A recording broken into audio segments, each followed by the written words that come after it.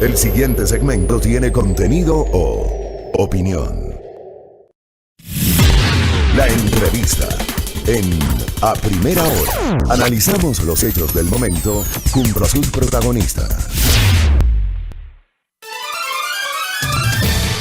7 de la mañana con 5 minutos. Gracias a la sintonía. Seguimos en nuestro espacio A Primera Hora por la señal de Majestad Radio. Ya estamos con Majestad Televisión, DJ.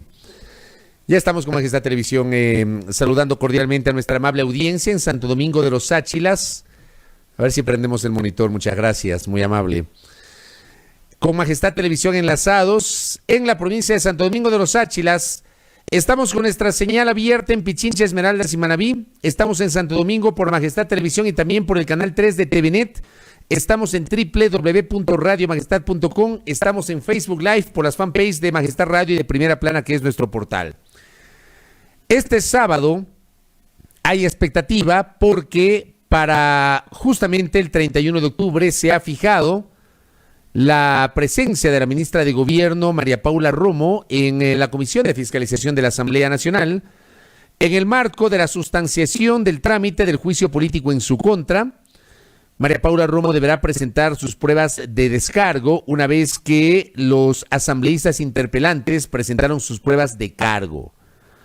¿Qué expectativa existe frente a aquello? Le pregunto a una de las interpelantes, la doctora Lourdes Cuesta, asambleísta independiente por la provincia de Azuay y quien justamente es una de las 3 impulsoras, junto a Amapola Naranjo y Roberto Gómez Alcíbar, de este intento de procesamiento político. ¿Cómo le va, doctora? Bienvenida, buenos días.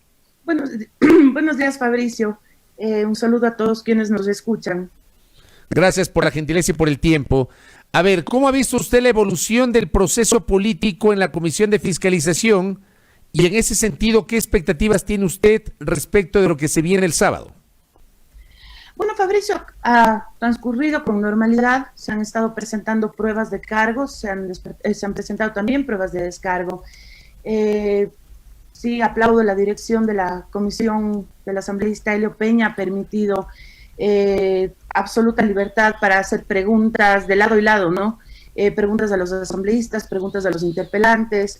Se ha tomado el tiempo necesario la comisión para analizar todos los argumentos que se han ido presentando durante todas estas semanas.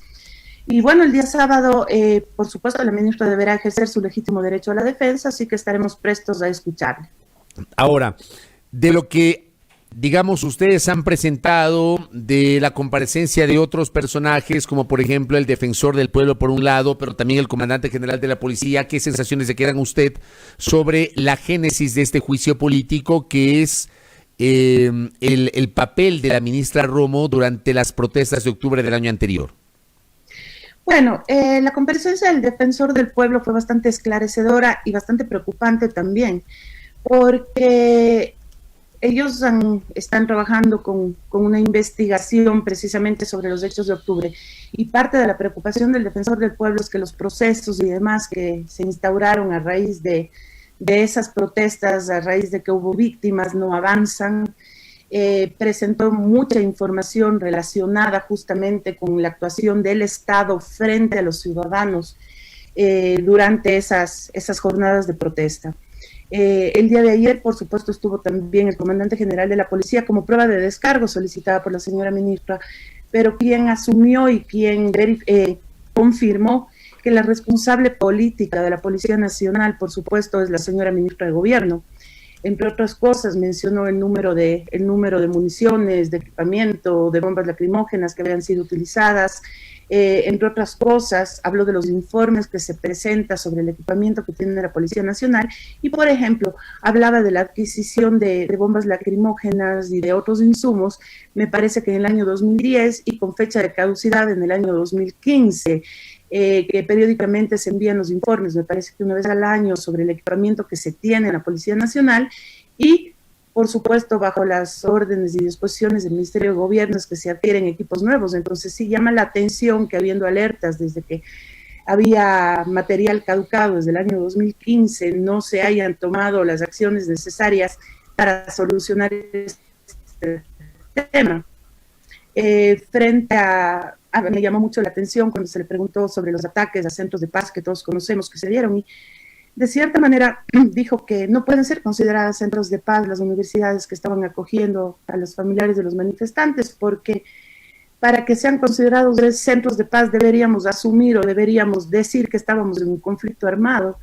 Son cosas que realmente llaman la atención, ¿no? Entonces, como le decía, también se le preguntó sobre el uso de bombas caducadas y dijo que no había ninguna norma jurídica que prohíba el uso de las bombas caducadas. A mí me llamó mucho la atención, varios legisladores le dijeron y le aclararon que en derecho público, evidentemente, solamente se puede hacer lo que está permitido, pero el general insistió en que no existía ninguna norma que prohíba a la policía utilizar, en este caso, bombas lacrimógenas caducadas. Eso dijo el comandante, es decir, el comandante de alguna forma minimizó el hecho o esta denuncia de que para repeler las protestas de octubre del año anterior usaron bombas lacrimógenas caducadas. ¿Él minimizó ese hecho, doctora Cuesta? Como le digo, Fabricio, reitero en varias ocasiones que no existe una norma jurídica que se les prohíba el uso.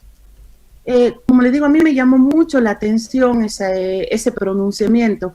Por supuesto, se le presentaron los videos en donde está la señora ministra reconociendo el uso de este material, qué es lo que había a mano y demás, pero como le digo, el general de policía, y ustedes podrán ver en la grabación de la comisión de fiscalización del día de ayer, como en reiteradas ocasiones él dice que no existe ninguna norma jurídica que les prohíba usar ese tipo de material. Realmente me preocupó sobre todo la vehemencia de la defensa en ese sentido frente al uso de este tipo de materiales. Científicamente hay alguna, no sé si ustedes, digamos, para tratar de contrastar esta declaración del comandante de la policía, que yo entiendo, al menos lo interpreto así, minimizó el uso de bombas lacrimógenas caducadas. Científicamente se hizo algún contraste para saber cuál es el efecto de utilizar bombas lacrimógenas caducadas, asambleísta Cuesta.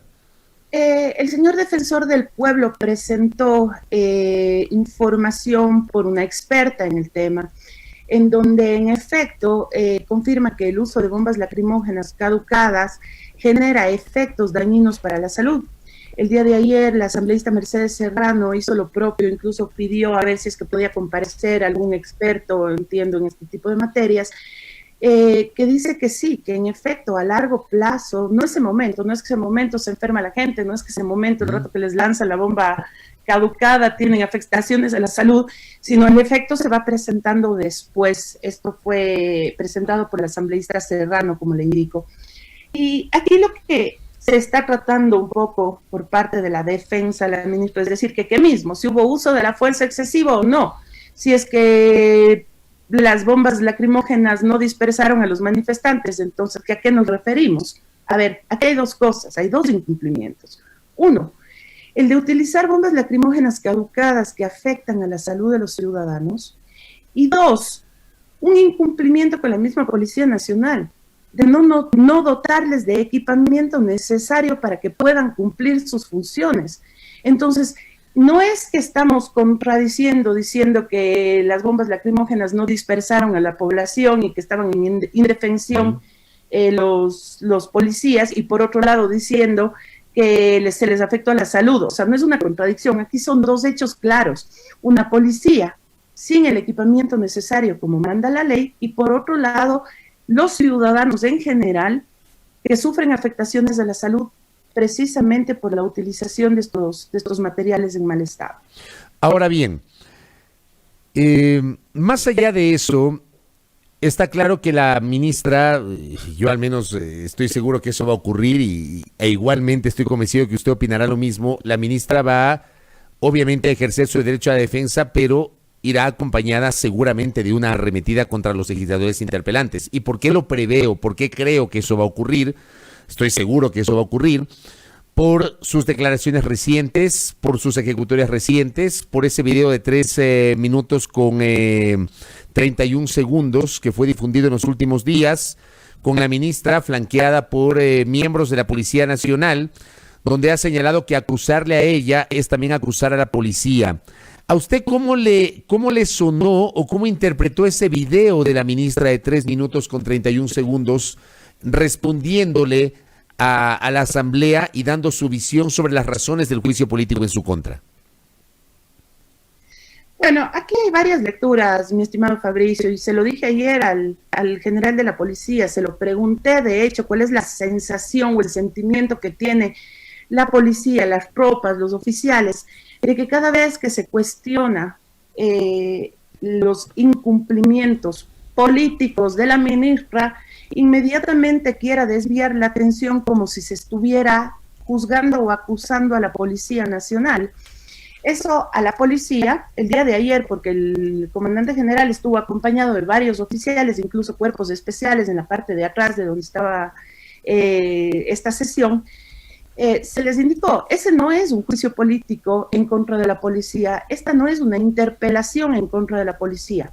Estamos hablando de las responsabilidades políticas de la primera autoridad política de la Policía Nacional. Entonces, lo primero, con este video lo que se trata es de desviar la atención como si es que se le estuviera acusando o interpelando a la policía, lo cual no es así. Aquí hay que diferenciar los trámites administrativos que harán dentro de la institución con sus propios procedimientos y lo que le compete a la Asamblea Nacional, que es un juicio político, insisto. Por otro lado, Fabricio, esto de que la ministra dice que las verdaderas causas del juicio político es porque se ha perseguido, me parece, o se ha sentenciado a los líderes, a nuestros líderes, algo así me parece que mencionó. A ver, comencemos que las famosas sentencias del caso Sobornos, que entiendo que es al que se está refiriendo ella, son procedimientos que salieron después de la presentación del juicio político, o sea, no tiene nada que ver lo uno con lo otro. No sé a quién se refiere con líderes políticos o líderes de los asambleístas. Claro, yo reflexionaba sobre esa parte. Yo hace 2 días hice un análisis crítico sobre algunas cosas que dijo la ministra, por ejemplo, cuando ella dice, en lo real voy a juicio político porque quieren vengar a sus líderes sentenciados. O sea, revisando a los 3 interpelantes, yo solamente podría, si le tomo la palabra al ministra, podría pensar eso de Amapola Naranjo, pero no de usted ni de Roberto Gómez, ¿o me equivoco, doctora Cuesta? Efectivamente, si es que ese fuera el caso, que no lo es, podríamos hablar de que el asambleísta Naranjo es parte de la Revolución Ciudadana, que tiene, por supuesto, su ideología, que tiene incluso su participación con el correísmo. Pero el asambleísta Gómez y yo nada tenemos que ver, por el contrario, siempre hemos sido muy críticos y cuestionadores del gobierno pasado, y eso le consta a la población entera. Ahora, otra discordancia que encuentro en ese discurso de la ministra, ¿no? Quieren vengar a sus líderes que sentenciamos o sentenciados, algo así, ¿no es cierto? De ese ser el caso, deberíamos estar entonces enjuiciando ¿a quién? ¿A la fiscal? Deberíamos estar enjuiciando, de ser posible, por supuesto, a los jueces de la Corte Nacional, porque hasta donde yo sé, la señora ministra es parte del Ejecutivo y ella no sentencia a nadie.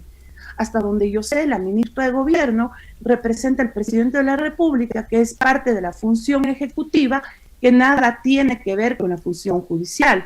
Entonces, me está dando a entender tal vez que ella es parte también de la función judicial, que tiene algún tipo de injerencia en las sentencias. No entiendo esa parte claramente, Fabricio, le soy honesta. Otra parte que también dijo la ministra es que le quieren llevar a juicio porque todavía no pueden creer que detuvimos un golpe de Estado. ¿A usted cómo le suena esa parte? A ver, Fabricio. Se refiere a los hechos de octubre, obviamente, que el gobierno sostiene la tesis de que hubo un intento de golpe de Estado durante las protestas del año anterior.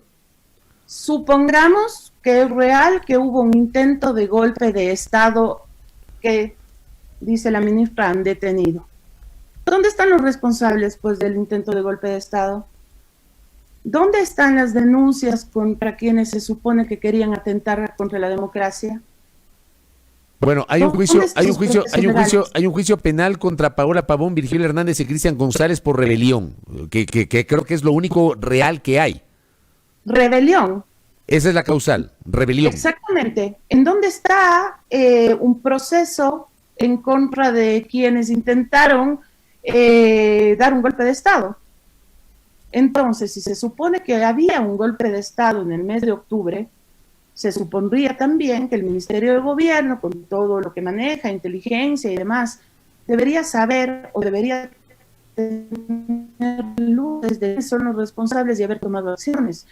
Aquí se dieron 13 días de protesta, más o menos, por un decreto ejecutivo que eliminaba el subsidio de los combustibles, que bien se podía haber evitado si es que primero se conversaba con la gente y no se lo sacaba de buenas a primeras, o dos, si es que frente a esos hechos de primera mano se sentaban a conversar con los manifestantes o quienes estaban a la cabeza de las manifestaciones para poder llegar a acuerdos y no vivir 13 días de violencia en el país. Entonces, se trató de frenar un golpe de Estado. ¿Dónde están los responsables? Pues, ¿dónde están las acciones en contra de los responsables de golpes de Estado? Pero si ni siquiera estamos viendo que existan procesos en contra de nadie frente, por ejemplo, al incendio de la Contraloría. La ministra también dijo, porque preferirían que aún guarde silencio ante la gigantesca estafa Lispol que involucra grandes poderes políticos y económicos. Por todo eso incendiaron la Contraloría, intentaron romper la democracia, tomarse la asamblea, el caos sin impunidad era el camino hacia allá y no lo permitimos. Eso es lo que no me perdonan, ha dicho la ministra Romo. ¿Usted no le perdona eso, doctora Cuesta? Mire, yo no tengo que perdonarle o no perdonarle nada a la ministra, para eso está su conciencia, ella sabrá cómo se reconcilia con su conciencia. Viene a mezclar este momento varios temas, ¿no? Esto del ISFA, del ISPOL, es un escándalo que sale en este último mes, algo que no se conocía públicamente durante todo este año al menos. Este momento, como digo, tiene un discurso que trata de mezclar las cosas, incluso ya está con ese discurso que mantenía, por ejemplo, María Alejandra Vicuña, María Fernanda Espinosa, porque es mujer. Entonces, trata de desviar la atención de diversas maneras. Cuando habla de que a ella tiene que juzgársele por octubre, yo pregunto por cuál octubre. Octubre de 2018, cuando dejó fugar a Fernando Alvarado, más allá de en qué terminó ese proceso, ¿no?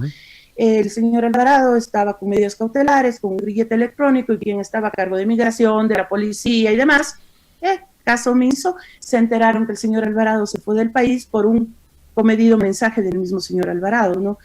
Octubre de 2018, octubre de 2019, tenemos el tema de las bombas caducadas, está el ataque a centros de paz, está el no llamar al Comité Interinstitucional para la Defensa de los Periodistas que fueron secuestrados y vejados durante las protestas. Ahora estamos en octubre de 2020, en donde ya está este caso del ISPOL, en donde está el caso Hospitales, y así. Entonces, yo pregunto, ¿por qué octubre? ¿Cuál de los octubres de la ministra? Correcto. Y lo último, doctora Cuesta, para cerrar. Está claro que este juicio político es por los hechos de octubre del año anterior. Finalmente, no va a haber posibilidad de que en este procesamiento se incorpore el alcance que ustedes presentaron el 10 de septiembre, 2 días antes de que se califique por parte del CAL el trámite de este pedido de juicio político. Ese alcance donde se pretendía que sea también materia de este procesamiento, esto que algunos denominan el reparto de los hospitales. Mire, Fabricio, aquí se está manejando políticamente, lamentablemente, ese tema. Hay que dejar claro algo. La causal de este juicio político es el incumplimiento de funciones, una causal. Y alrededor de esa causal de incumplimiento de funciones se han venido suscitando varios hechos. Los hechos de octubre, durante todo este año, el tema del reparto de hospitales, en donde todos los involucrados, en ese caso, en sus declaraciones a la Fiscalía, mencionan y señalan a la ministra de Gobierno, todo eso sigue sumando el incumplimiento de funciones. O sea, no es que aquí que se están hablando de varias causales. Ahora, es como en el caso, no quiero, por favor, en ningún momento que se malentienda, ni que estoy diciendo que la ministra sea ladrona, ni mucho menos. Voy a poner una analogía. Un ladrón entra a una casa, ¿no es cierto? Se va llevando el televisor, el microondas y se va llevando la computadora. Resulta que después se dan cuenta que también se ha ido llevando, qué sé yo, otros aparatos, se ha ido llevando dinero. O sea, sigue existiendo el delito de robo, sino que se van sumando otro tipo de hechos. Acá es lo mismo, es el incumplimiento de funciones. Aquí se incumplen funciones y a este incumplimiento de funciones se siguen sumando varios hechos. Se mantiene a través del tiempo, que es lo grave, estimado Fabricio. Correcto. Doctora Cuesta, gracias por el tiempo. Estaremos expectantes de la evolución de este proceso en los próximos días. Como decía, el sábado será la presentación de las pruebas de descargo de la ministra y luego la Comisión de Fiscalización tendrá que elaborar el informe que recomienda o no si el proceso pasa al Pleno de la Asamblea Nacional. Lo último, rapidito, ¿le ve condiciones para que pase al Pleno? ¿Usted confía en la Comisión de Fiscalización? Mire, Fabricio, las pruebas presentadas han sido suficientes, los argumentos presentados han sido suficientes. Me llamaría la atención, créame, que no pase al Pleno de la Asamblea. Y por otro lado, hay que recordar que hace pocas semanas hubo una resolución aprobada por, me parece, 123 legisladores, en donde se le pedía la renuncia a la ministra de Gobierno, en donde se le pedía al presidente de la República que efectivamente remueva del cargo a la ministra, que hoy esos legisladores, uno de esos 123 legisladores que querían que sea removida del cargo, votaran de manera distinta, me llamara la atención. No nos olvidemos del antecedente de esa resolución. Correcto. Gracias, doctora Cuesta. Que tenga un buen día. Muchas gracias, Fabricio. Un buen día. Muy amable. Lourdes Cuesta, asambleísta independiente, una de las interpelantes de la ministra de Gobierno, María Paula Romo. 7:24.